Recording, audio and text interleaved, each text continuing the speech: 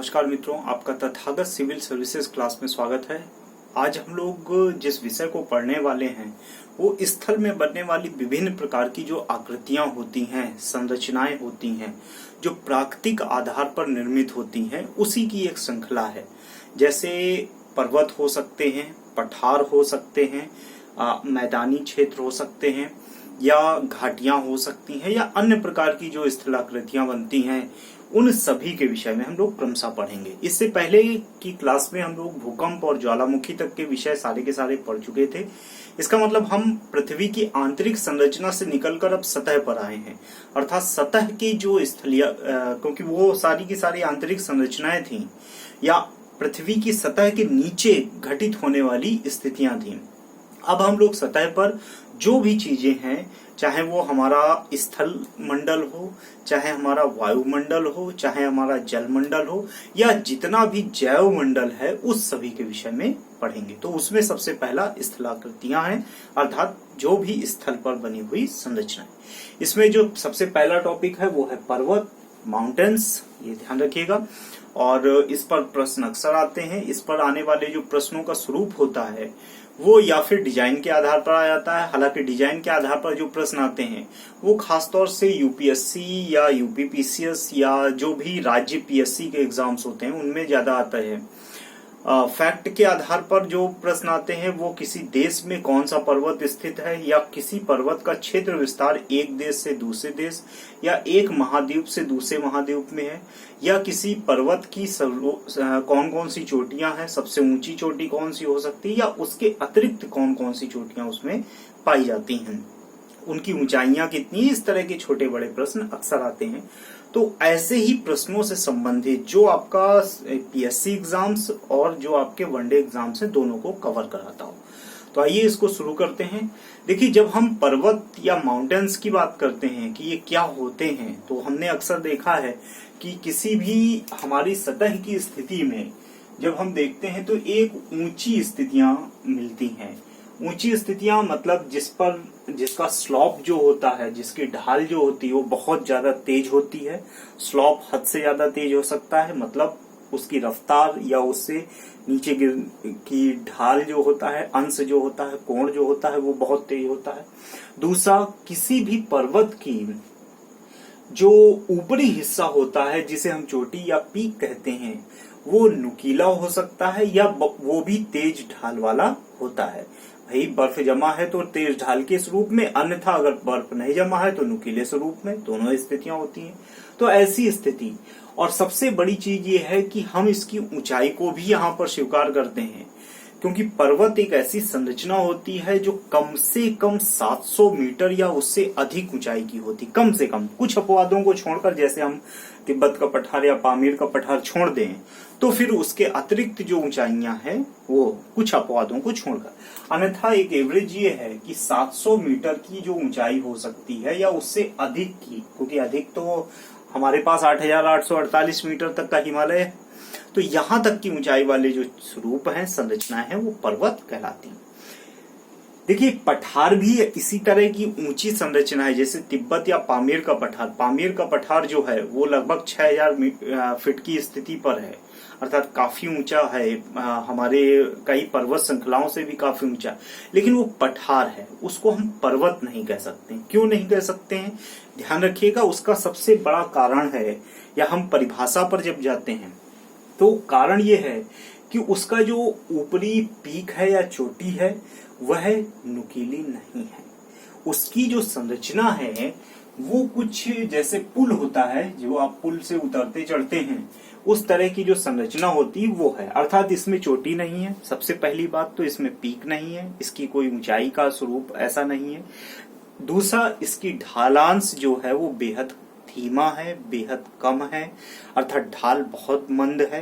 इसलिए यह पर्वत नहीं, ये पठार है, क्योंकि इसमें दो स्थितियां नहीं, एक ढाल का अंतर है और दूसरा इसकी पीक का अंतर है, इसकी चोटी का अंतर है। तो इस कारण से हम इसको नहीं मानते। और तीसरा सबसे बड़ी चीज, अगर हम इस अपवाद को छोड़ दें 6,000 फीट की स्थिति वाला, तो फिर हम ये भी देखते हैं कि 700 मीटर से नीचे की जो स्थितियां होती हैं वो ऐसी स्थितियों वाले जो होते हैं वो पठार कहलाते हैं। और जो मैदान होते हैं वो तो बिल्कुल स्लैब होते हैं, आपको मालूम ही है, बिल्कुल बराबर के स्थिति वाले होते हैं। तो ये 3 स्थितियां हैं जिसमें से हमको पर्वत पढ़ना है। पर्वत जब हम पढ़ते हैं तो सबसे बड़ी चीज ये है कि पर्वत जो है वो पृथ्वी के निर्माण के समय से ही स्थापित प्रक्रियाएं हैं। अर्थात अगर हम प्राचीनतम पर्वतों की बात करें तो पृथ्वी की निर्माण की जब प्रक्रिया चल रही थी तो उस निर्माण की प्रक्रिया के दौरान ही बहुत सारी जो संरचनाएं स्थापित हुई उन्हीं को हम पर्वत कहते हैं। लगभग 250 मिलियन वर्ष पहले से लेकर हमारे पास पर्वत हैं। दुनिया के सबसे प्राचीन पर्वत हो सकते हैं, सतपुड़ा है, अरावली है, रॉकी है, ये विश्व के सबसे प्राचीनतम पर्वतों में से एक है। इसी तरह सबसे नवीन पर्वत श्रृंखलाएं भी हैं हमारे पास जो लगभग 30 मिलियन वर्ष पुरानी है या 3 करोड़ वर्ष पुरानी के आसपास लगभग हैं, जैसे हिमालय है हमारे पास, एंडीज है हमारे पास। तो ये जो पर्वत श्रृंखलाएं हैं ये नवीनतम जो लगभग 3 करोड़ से लेकर लगभग 2 अरब वर्ष पुरानी तक की हैं। तो ये बहुत पुरानी भी हैं, बहुत नई भी हैं। तो इनकी निर्माण की स्थितियां ध्यान रखिएगा, दोनों ही प्रकार के पर्वत हमारे पास उपलब्ध हैं, विद्यमान है। दूसरी चीज ये है कि जब हम पर्वतों की बात करते हैं तो हमारे पास यहाँ पर 2 और स्थितियां होती हैं। 2 स्थितियों का मतलब ये है कि पर्वत जो है वो ज्यादातर आप पूरी पृथ्वी पर ग्लोब में देखेंगे तो या फिर पैरा पैसिफिक जोन में आपको दिखाई पड़ेंगे। हम मतलब एक तरह से कहें कि इसको हम 2 भागों में बांट दें। एक भाग जिसे हम पैरा पैसिफिक जोन या परिप्रशांत क्षेत्र कहते हैं, उस क्षेत्र में हमको दुनिया के सबसे ऊंचे पर्वतों में से और सबसे लंबे चौड़े पर्वतों में से कई पर्वत मिलते हैं। दूसरा जो हम बाकी बच गया विश्व है, चाहे वो एशिया का क्षेत्र हो, चाहे अफ्रीका का क्षेत्र हो, ऑस्ट्रेलिया का क्षेत्र, ऑस्ट्रेलिया तो पैरा पैसिफिक में आता है, या यूरोप का आंतरिक क्षेत्र हो, तो ये बाकी बचा हुआ जो विश्व है वो क्षेत्र। तो पैरा पैसिफिक क्षेत्र और शेष विश्व का क्षेत्र। शेष विश्व में जैसे हिमालय है, एटलस है, एंडीज है, आल्प्स है, तो ये बाकी बचे हुए विश्व में है। तो इस तरह के बहुत सारे स्वरूप हैं, ध्यान रखिएगा। 2 प्रमुख स्वरूप हैं, एक पैरा पैसिफिक और दूसरा आपका शेष विश्व का क्षेत्र। अब प्रमुख रूप से आते हैं कि हमारे पास किस किस तरह के पर्वत होते हैं, हम उनका विभाजन कैसे करते हैं। तो ध्यान रखिएगा, हम पर्वतों के विभाजन 4 स्वरूप में करते हैं। पहला उनकी स्थिति के अनुसार, दूसरा उनकी ऊंचाइयों के अनुसार, तीसरा उनकी उत्पत्ति के अनुसार और चौथा जो है उनकी संरचना, जो उनकी डिजाइन होती है उसके आधार पर। अगर हम स्थिति के अनुसार देखें तो हमारे पास 2 स्वरूप हैं, पहला सागर स्थित और दूसरा महाद्वीपीय स्वरूप जो है।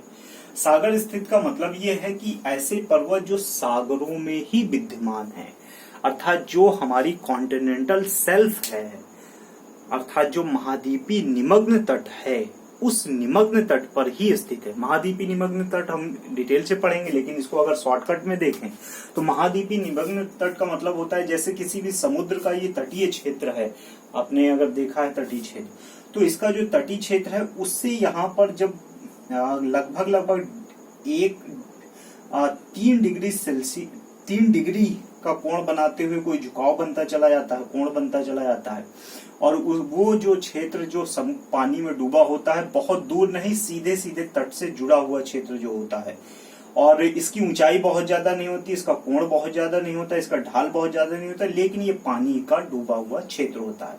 इस पानी, समुद्र के किनारे पानी से डूबे हुए क्षेत्र को ही महाद्वीपीय निमग्न तट कहते हैं, कॉन्टिनेंटल सेल्ट कहते हैं। तो ध्यान रखिएगा, ऐसे भी पर्वत हैं, जैसे इसको लेकर हमारे पास सबसे प्रमुख जो पर्वत है वो है आपका एंडीज। तो सागर स्थित पर्वतों में हमारा सबसे प्रमुख पर्वत है एंडीज पर्वत, ये ध्यान रखिएगा। दूसरा है महाद्वीपीय पर्वत, जो महाद्वीपों में, कॉन्टिनेंट में स्थापित हैं। उसमें भी 2 तरह के हैं, एक तटीय क्षेत्रों में स्थापित हैं, एक आंतरिक क्षेत्रों में। तटीय क्षेत्रों में मतलब तटों के किनारे हो सकते हैं, समुद्र के तट किनारे हो सकते हैं, या नदियों के तट के किनारे हो सकते हैं। तो ऐसे जो तटीय स्वरूप हैं वो सारे के सारे, हम एंडीज को यहाँ पर भी रख सकते हैं, लेकिन एंडीज वास्तव में तो सागर स्थित है क्योंकि वो महाद्वीपीय कॉन्टिनेंटल सेल्ट पर है या महाद्वीपीय निमग्न तट पर है। लेकिन उसको भी हम तट पर रख सकते हैं क्योंकि उसका कुछ हिस्सा तो है ही, ऐसा नहीं है कि बिल्कुल नहीं है। इसके साथ ही हम अपना पश्चिमी घाट का जो है, वेस्टर्न घाट जो है हमारा पूरा का पूरा, वो भी तटीय क्षेत्र, क्योंकि वो भी तट के किनारे स्थित है, समुद्र में नहीं है, तट के किनारे स्थित है। विशाखापत्तनम का जो क्षेत्र है वो भी तट के, अर्थात हमारा पूर्वी घाट का भी क्षेत्र जो है, जो थोड़ा बहुत ऊंचा क्षेत्र है, वो भी ऐसा ही है। तो इस तरह के जो भी स्वरूप हो सकते हैं जो तटों के किनारे पाए जाते हैं, ये ध्यान रखिएगा। इसके साथ ही आंतरिक, आंतरिक का मतलब है महाद्वीपों के आंतरिक क्षेत्रों में, भाई अरावली है, सतपुड़ा है, हिमालय है, आपका केटू है, कॉडविन ऑस्टिन जिसे कहें, काकेशस है, बासेजस है, ब्लैक फॉरेस्ट है, ब्लैक हिल है, इस तरह के सैकड़ों पर्वत श्रृंखलाएं जो हैं पूरी पृथ्वी पर अलग अलग महाद्वीपों के आंतरिक क्षेत्र में स्थित हैं। तो आंतरिक का मतलब ये है जो महाद्वीपों के आंतरिक, देशों से मतलब नहीं, महाद्वीपों की केवल बात करें, उनके क्षेत्र में स्थापित है। अगर हम ऊंचाई के आधार पर पर्वतों का विभाजन करते हैं तो हमारे पास 3 तरह की ऊंचाइयां होती हैं। एक है निम्न ऊंचाई के पर्वत, दूसरे उच्च ऊंचाई के पर्वत, तीसरे ऊंचे पर्वत। निम्न ऊंचाई का मतलब ये है कि ऐसे पर्वत, क्योंकि हमने सबसे जो मिनिमम ऊंचाई हाइट हो सकती है वो हमने 700 मीटर की ली हुई है, तो ये जो निम्न ऊंचाई के होते हैं वो 700 मीटर से लेकर लगभग 1500 मीटर तक की ऊंचाई के हो सकते हैं। कोई निश्चित नहीं है, लगभग 700 से लेकर 1500 मीटर तक। कौन से हो सकते हैं? जैसे हमारा अरावली का क्षेत्र है, जैसे हमारा सतपुड़ा रेंज है, ये सब क्या है, ये 700 और 1500 के बीच के सारे क्षेत्र हैं। और जैसे विंध्य का क्षेत्र है, विंध्य हो गया, सतपुड़ा हो गया, सॉरी अरावली इसमें नहीं आएगा, अरावली क्योंकि ऊंची पर्वत श्रृंखला है, लगभग वो 1300 से मीटर की स्थिति में। और ये जो पर्वत हैं, ये इनका जो एवरेज लगभग होता है वो 1500 मीटर से लेकर लगभग 3000 मीटर तक की ऊंचाई वाले हो सकते हैं। इनको 2 भागों में विभाजित करते हैं अलग अलग ढंग से, लेकिन इसको बस ध्यान रखिएगा 1500 मीटर से लगभग 3000 मीटर तक। 1500 से 3000 का मतलब ऊंचाई का, जैसे एप्लेशियन है, जैसे अरावली है, यहाँ पर अरावली आएगा। रुक्ष या रफ जो हो गए हैं, बहुत प्राचीनतम स्थिति वाले हैं, रफ हो गए हैं, उनकी ऊपरी परत खत्म हो गई, तो रफ माउंटेन्स जिन्हें कहते हैं, तो ये लगभग 1500 से लगभग 3000 मीटर की ऊंचाई के होते हैं। ऊंचे पर्वत, ऊंचे तो मतलब ऊंचे ही हैं, और हमारे पास सबसे ऊंची स्थिति में हमारा हिमालय ही है जो 8848 मीटर का ऊंचा है, रॉकी है, इसी तरह एटलस है, इसी तरह आल्प्स है। ये सब विश्व के सबसे ऊंची पर्वत श्रृंखलाएं हैं, ये सबसे ऊंचे पर्वत हैं। तो ये ध्यान रखिएगा ऊंचे का क्या मतलब है। निम्न 700 से 1500, उच्च 1500 से 3000 और ऊंचे 3000 मीटर से अधिक की ऊंचाई वाले जो होते हैं वो ऊंचे पर्वत कहलाते हैं। इसके अलावा जब हम इनकी बात करते हैं कि ये पर्वत श्रृंखलाएं कौन सी हैं, उत्पत्ति के आधार पर, अर्थात इनके निर्माण की जो प्रक्रिया हुई उसके आधार पर, तो मौलिक है या पातालीय कहते हैं। मौलिक जो जिन्होंने निर्माण के बाद से अभी तक अपनी मूल संरचना में परिवर्तन नहीं किया है, मौलिक हो गए। ध्यान रखिएगा, मौलिक का मतलब है ऐसी पर्वत श्रृंखलाएं जिन्होंने निर्माण के बाद से अभी तक अपनी मूल संरचना में किसी भी तरह का परिवर्तन नहीं किया या हो नहीं पाया। जैसे हिमालय की मूल संरचना तो वैसी ही है, ऊंची या स्तरीय जैसे जाए, वलित स्वरूप जैसा चला जाता है, वो सारा का सारा रिंग्स बनती हैं, वो पर्वत श्रृंखलाएं विस्तारित हैं, जैसे उनकी ऊंचाई, वहां पर बर्फ जमने, ग्लेशियर बनने, सब जो प्रक्रिया है वो लाखों करोड़ों वर्ष से वैसी ही है और अभी भी निरंतर चली आ रही। हाँ, ये अलग बात है कि बर्फ जरूर ग्लोबल वार्मिंग की वजह से पिघल रही, तो हम उसको मूल संरचना में परिवर्तन नहीं कहेंगे। ऐसे जितने भी हैं जिन्होंने अभी तक मूल संरचना में परिवर्तन नहीं किए हैं, हिमालय है, आल्प्स है, इसी तरह रॉकी है, इसी तरह एंडीज है, ये जो पर्वत श्रृंखला है। घर्षित या अवशिष्ट जो आपका गाद बचा, अवशिष्ट अवशिष्ट मतलब जो बचा कुचा, अवशेष बचा जिसे हम कहें,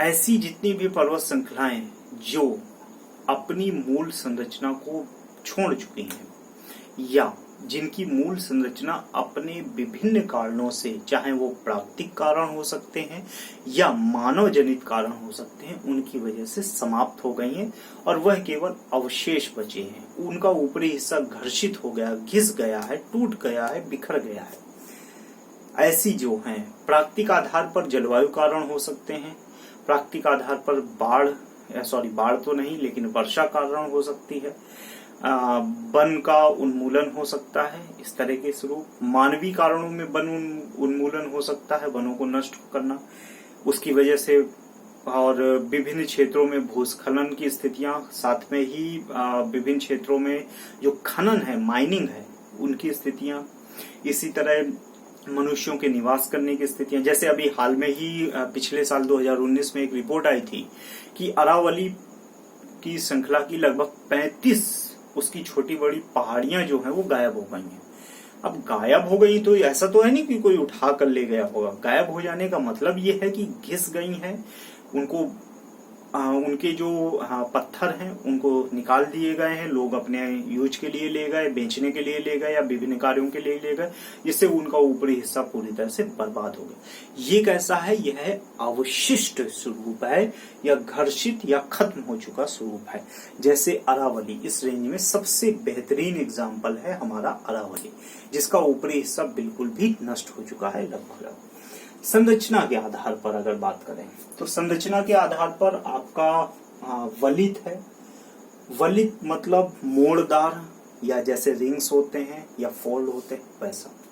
अवरोधी और भ्रंश, अवरोधी मतलब ब्लॉक माउंटेन, भ्रंश मतलब रिफ्ट माउंटेन। गुंबदाकार या डोम शेप और संग्रहित या स्टोर्ड, एक साथ बहुत सारी चीजों के कारण स्टोर।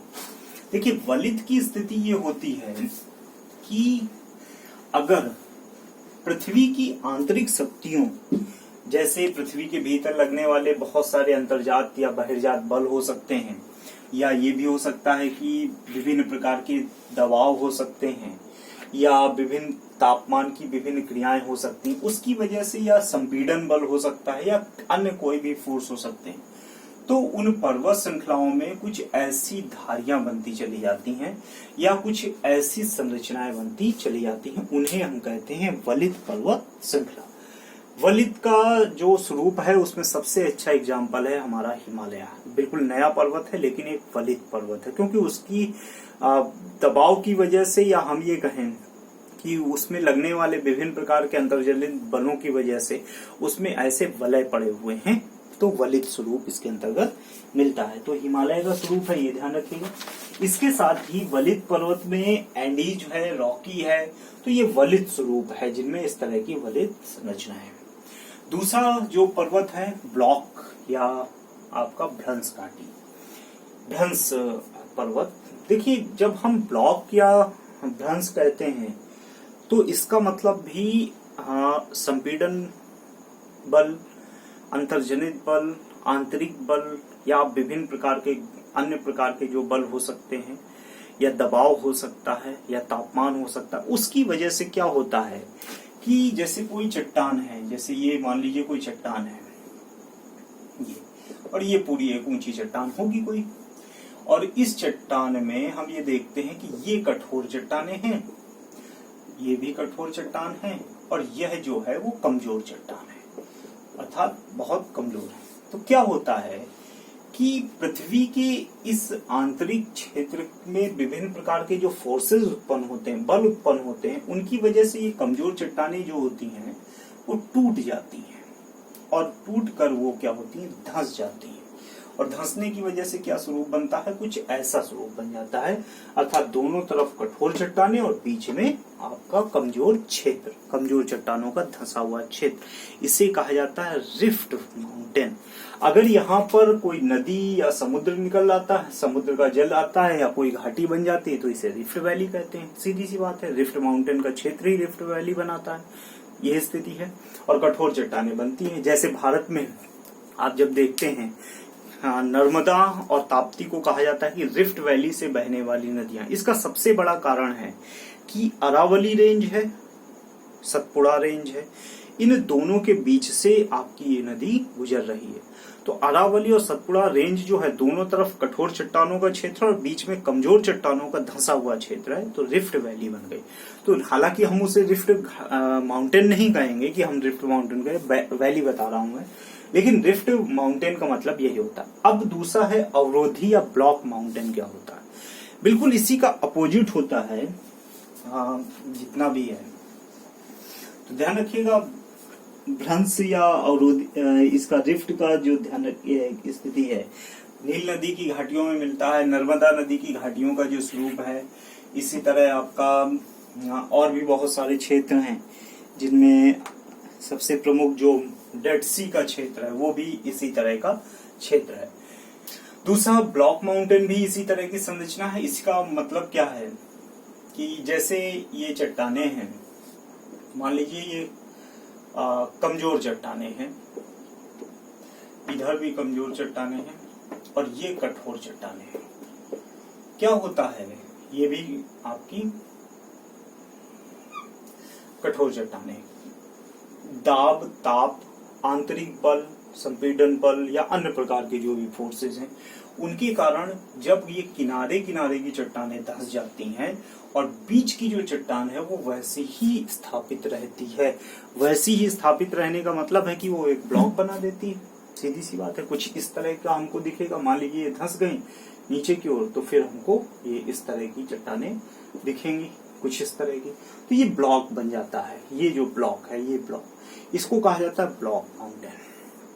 ये भी संरचना के आधार पर निर्मित होते हैं। बिल्कुल रिफ्ट घाटी का, रिफ्ट माउंटेन का उल्टा है। रिफ्ट माउंटेन में बीच का हिस्सा धंस जाता है और ब्लॉक माउंटेन में बीच का हिस्सा निकला रहता है। ब्लॉक माउंटेन के उदाहरण कैसे हो सकते हैं, जैसे ब्लैक हिल है अमेरिका का, ये भी ब्लॉक माउंटेन है।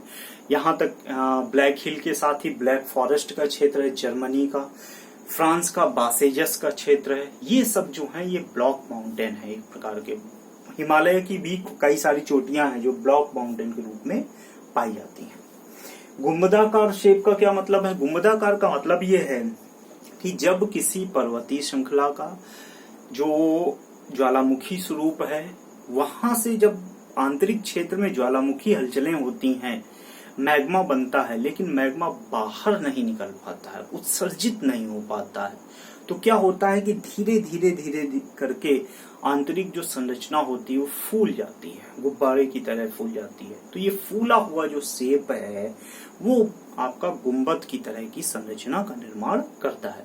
तो गुंबद की तरह की जो संरचना होती है उसी को गुंबदाकार पर्वत कहते हैं, या हम इसे डोम शेप माउंटेन कह सकते हैं। जैसे अमेरिका का हेनरी पर्वत है, अमेरिका का जो हेनरी है वो एक प्रकार का डोम शेप माउंटेन है। ये ध्यान रखिएगा, अमेरिका का हेनरी जो है। इसके साथ ही अमेरिका का ब्लैक हिल भी कुछ इसी प्रकार की संरचना है। संग्रहित या स्टोर्ड, संग्रहित या स्टोर्ड का मतलब ये है कि ये सब चीजें होती हैं, घर्षित होते हैं, अवशिष्ट होते हैं, ज्वालामुखी क्रियाएं होती हैं या अन्य प्रकार की ऐसी स्थितियां होती हैं जिसके कारण धूल मिट्टी के कण जो होते हैं, पर्वत के पहाड़ों के टुकड़े जो होते हैं वो आकर जमा होते रहते हैं, जमा होते जाते हैं, जमा हो जाते हैं और माउंटेन बनना शुरू हो जाता है। तो ज्वालामुखी संरचना हो सकती है जिसमें लावा मैग्मा जमा हो जाता है निकलने के बाद, अगर नहीं निकलता तो गुंबदाकार, और धूल मिट्टी अवशिष्ट होने की वजह से, घर्षित होने की वजह से जो जमा हो जाती, पर्वत के टुकड़े जमा हो जाते हैं, तो ऐसी जो संरचनाएं बनती हैं वो सब संग्रहित हो जाती हैं, एक जगह स्टोर हो जाती हैं, तो संग्रहित पर्वत कहलाती हैं। जैसे जापान का फ्यूजियामा इसके लिए प्रसिद्ध है क्योंकि वह एक ज्वालामुखी संग्रहित पर्वत है। जो ज्वालामुखी तो खत्म हो चुका है, तो ज्वालामुखी संग्रहित पर्वत है। रेंडियर ये भी एक ज्वालामुखी पर्वत है। तो इस तरह के कई ज्वालामुखी पर्वत जो संग्रहित स्वरूप प्राप्त कर चुके हैं वो हैं। ठीक है मित्रों, तो ये हमारे पर्वतों की जो स्थितियां हैं या डिजाइन्स हैं उनके आधार पर पढ़ रहे थे। इसके बाद मैं कुछ पर्वतों के नाम बोल लेता हूं, आप उनको लिख लीजिए, पढ़ लीजिए, उनको याद कर लीजिए, काफी इंपॉर्टेंट है। एक पहले पर्वत और फिर देश। जैसे ब्रुक्स जो है वो अलास्का में है, ये अलास्का यूएसए में पड़ता है। इसके साथ एप्लेशियन ये भी अमेरिका में है, लेकिन अमेरिका के अटलांटिक महासागर तट पर है। रॉकी भी अमेरिका में ही है, लेकिन अमेरिका के प्रशांत महासागर क्षेत्र में है ये। इसके साथ ही आपका कॉस्ट पर्वत है, ये भी अमेरिका का है। कैस्केड पर्वत है, ये भी अमेरिका का है। सियरा नेवाड़ा जो है ये भी अमेरिका का है। बासाच ये भी अमेरिका का है, ध्यान रखिएगा, बासाच जो है ये भी अमेरिका का है। हेनरी जो है ये भी अमेरिका का है, ये एक डोम से माउंटेन है। इसके साथ ही सियरा माद्रे, अगला है सियरा माद्रे मैक्सिको का है। इसके साथ ही एंडीज पर्वत श्रृंखला है। एंडीज जो है वो आपकी दक्षिण अमेरिका में पड़ती है। दक्षिण अमेरिका के जैसे वेनेजुएला है, कोलंबिया है, इक्वाडोर है, बोलिविया है, पेरू है, अर्जेंटीना है, चिली है, इन जो देशों में उसका विस्तार पाया जाता है एंडीज पर्वत दक्षिण अमेरिका में। इसके बाद ही प्रसिद्ध है एटलस जो पड़ता है वो उत्तरी अफ्रीका में पड़ता है। उत्तरी अफ्रीका के जैसे मोरक्को है, अल्जीरिया है, ट्यूनीशिया है, ये 3 देश हैं जहां पर इसका विस्तार है। और सबसे बड़ी चीज ये ध्यान रखिएगा, एटलस की जो सबसे ऊंची चोटी है वो टुनलुक कहलाती है। इसके साथ ही माउंट केन्या तो केन्या में ही है। माउंट एरिकन जो है वो केन्या और युगांडा में पड़ता है। इसके बाद है ड्रैगन्सबर्ग जो है वो दक्षिण अफ्रीका में पड़ता है, ड्रैगन्सबर्ग। इसके बाद है कटंगा पर्वत जो है वो जायरे और जाम्बिया अर्थात मध्य अफ्रीकी देशों में पड़ता है। इसके बाद है माउंट सिनाई जो है वो इजिप्ट में पड़ता है, मिस्र में। इसके बाद है माउंट जोलेन जो है वो नॉर्वे और स्वीडन में पड़ता है। ये आपका जो उत्तरी यूरोप का है, उत्तर पश्चिमी यूरोप जिसे कहें। अगला है माउंट फेनाइन जो है वो ब्रिटेन में पड़ता है। अगला है माउंट कैटाक्रियन जो है वो स्पेन में पड़ता है। अगला है पिरिनीज ध्यान रखिएगा, पिरिनीज जो है वो स्पेन और फ्रांस के मध्य जो है वो सीमा बनाता है, स्पेन और फ्रांस के मध्य पड़ता है। इसके बाद है सियरा मोरेना, ये भी स्पेन में है, सियरा मोरेना। इसके बाद है एपेनाइन जो है वो इटली का प्रसिद्ध पर्वत श्रृंखला है। इसके बाद है बासजस जो है वो फ्रांस और इटली के मध्य पड़ता है, फ्रांस और इटली के मध्य बासजस पर्वत श्रृंखला पड़ती है। इसके बाद है आल्प्स जो है वो फ्रांस और इटली के मध्य पड़ता है, फ्रांस, इटली और स्विट्जरलैंड का जो क्षेत्र है उसमें पड़ता है आल्प्स। अगला है कार्पेटियन जो पोलैंड, यूक्रेन और रोमानिया में पड़ता है। माउंट कार्पेटियन पोलैंड, यूक्रेन और रोमानिया में।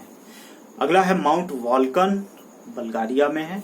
वॉल्कन तो बहुत फेमस है, ये रसिया के बिल्कुल बगल में बल्गारिया का क्षेत्र। अगला है यूराल जो एशिया और यूरोप को विभाजित करता है, रूस में पड़ता है, ध्यान रखिएगा। काकेशस जो है वो जॉर्जिया और अजरबैजान में पड़ता है।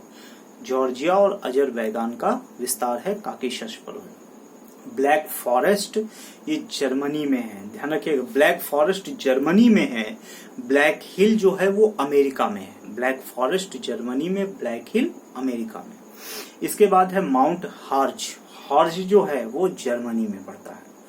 हिमालय भारत, नेपाल, चीन, पाकिस्तान और भूटान। भारत, नेपाल, चीन, पाकिस्तान और भूटान, ये 5 देशों में इसका विस्तार मिलता है। कुनलुन जो पड़ता है वो चीन के क्षेत्र में पड़ता है। तिब्बत का जो पठार है वो उसी के उत्तर में। अगला है तियांगशांग, ये भी चीन में पड़ता है। अगला है एल्टाई जो है वो मंगोलिया में पड़ता है, माउंट एल्टाई मंगोलिया। अगला है बरखोयानाश्क जो है वो माउंट साइबेरिया में पड़ता है और दुनिया का सबसे ज्यादा ठंडा स्थान है, जहां का सबसे कम टेम्परेचर अब तक नापा गया है। ये म्यांमार और भारत के बीच में है, मुख्य रूप से म्यांमार की पर्वत श्रृंखला है। माउंट एल्बर्स ईरान में पड़ता है, माउंट एल्बर्स। इसके साथ ही हिंदू कुश है, हिंदू कुश अफगानिस्तान में पड़ता है, ध्यान रखिएगा, हिंदू कुश अफगानिस्तान में। इसके बाद है माउंट सुलेमानी। माउंट सुलेमानी जो है वो पाकिस्तान तथा अफगानिस्तान की सीमा बनाता है। माउंट सुलेमानी पाकिस्तान तथा अफगानिस्तान की सीमा बनाता है। यहीं पर खैबर दर्रा है, जिससे भारत में बहुत बड़ी मात्रा में विदेशी आक्रमण हुए हैं मध्यकाल में। अगला है किरथर और मैक्रॉन पर्वत। मैक्रॉन कई बार पूछा गया है, ध्यान रखिएगा, पाकिस्तान में किरथर और मैक्रॉन पर्वत श्रृंखला पाकिस्तान। इसके बाद ही है ग्रेट डिवाइडिंग रेंज, ये है ऑस्ट्रेलिया में। ये ग्रेट डिवाइडिंग रेंज है ऑस्ट्रेलिया में, बड़ी फेमस है, कई बार पूछा गया। इसके बाद डॉर्लिंग है। डॉर्लिंग जो है वो मध्य ऑस्ट्रेलिया का पर्वत श्रृंखला है। तो ये कुछ पर्वत श्रृंखला है जिन पर कई बार प्रश्न पूछे गए हैं, मैचिंग में आए हुए प्रश्न है और आने की कुछ संभावना वाले भी प्रश्न है। तो मैंने ज्यादातर वो पर्वत श्रृंखलाएं ली हैं जो जिन पर प्रश्न आए हैं और या जिनमें आने की संभावना है। तो प्रसिद्ध पर्वत श्रृंखलाएं सारी की सारी याद कर लीजिएगा, लिख लीजिएगा और मिलते हैं अगली क्लास में। बहुत बहुत धन्यवाद। अगर कोई चीज विषय नहीं समझ में आया है तो आप कमेंट बॉक्स में कमेंट भी कर सकते हैं, मैं उसका यथासंभव उत्तर देने का प्रयास करूंगा। बहुत बहुत धन्यवाद।